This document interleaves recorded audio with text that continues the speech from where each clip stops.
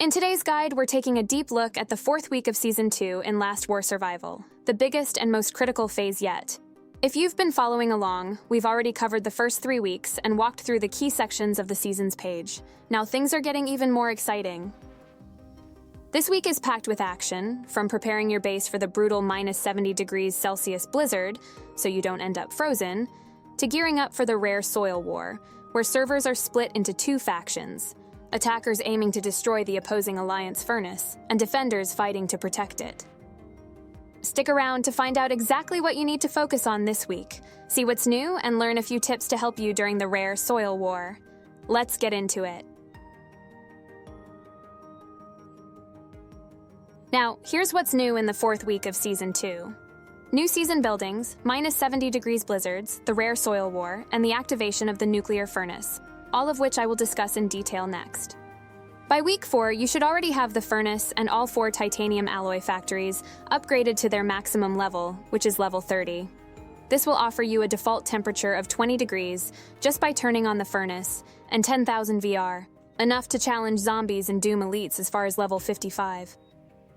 However, having an equal to or higher VR won't guarantee you a win. You still need a strong squad with at least 10 million power.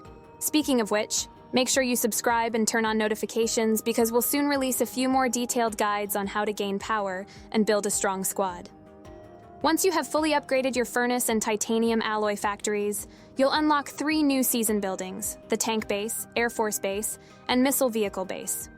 These new buildings give even more bonuses, in addition to what you already get from the original centers.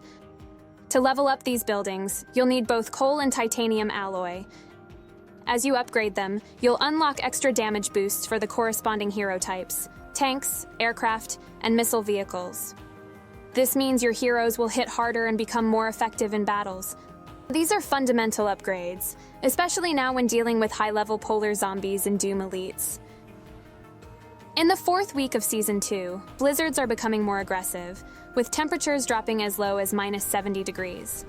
This makes it critical to keep your base temperature above negative 20 degrees to avoid freezing and get that precious individual goals reward.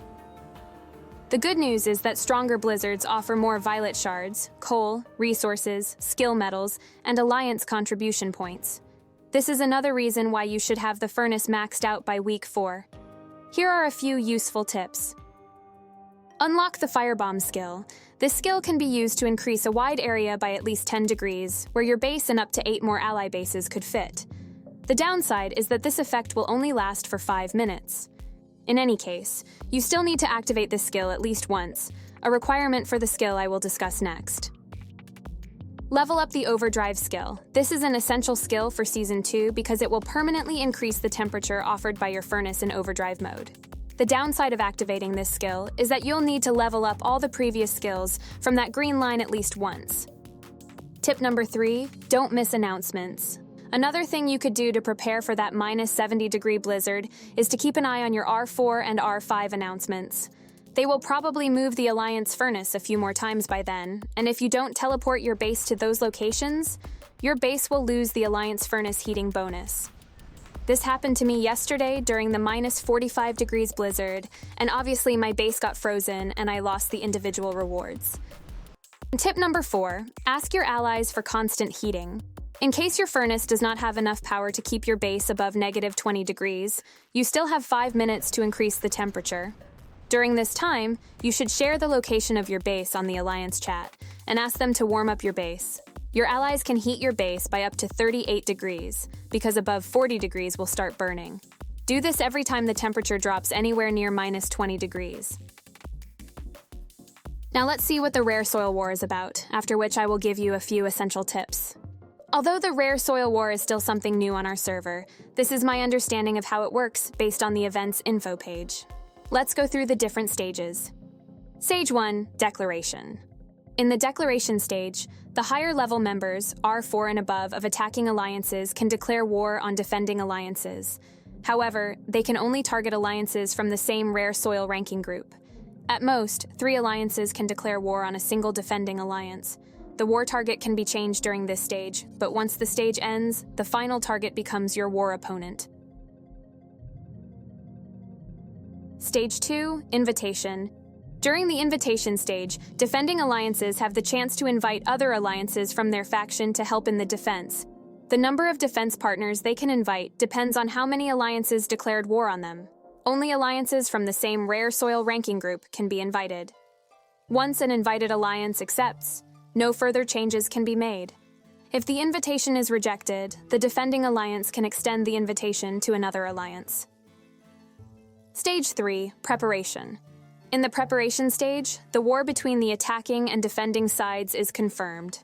At this point, no further changes can be made, and both sides must prepare for battle.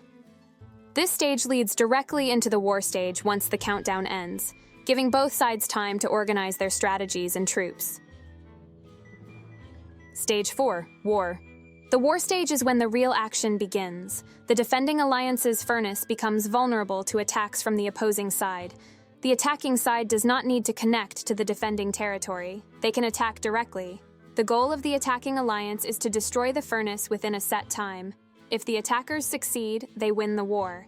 If the defenders hold the furnace until time runs out, they are the victors. Points are awarded for activities like defeating enemy troops and healing, and these points unlock rewards. The duration of the war stage depends on the number of alliances involved. Stage 5, End of War. After the battle, the end of war stage determines the rewards based on the outcome. If the attackers win, they will plunder rare soil from the defending alliance. When there are multiple attacking alliances, the rewards are divided according to how much damage each attacking alliance inflicted. Any remaining victory rewards or event point rewards are sent via mail, and the defending alliance must rebuild the furnace before the next server day begins. Now here are my 5 crucial tips for you, so you can avoid making the same mistakes as we did yesterday on our first Rare Soil War battle as defenders. Tip number 1, avoid grouping near the furnace. Porting your bases close to each other around the furnace is useless once the battle begins.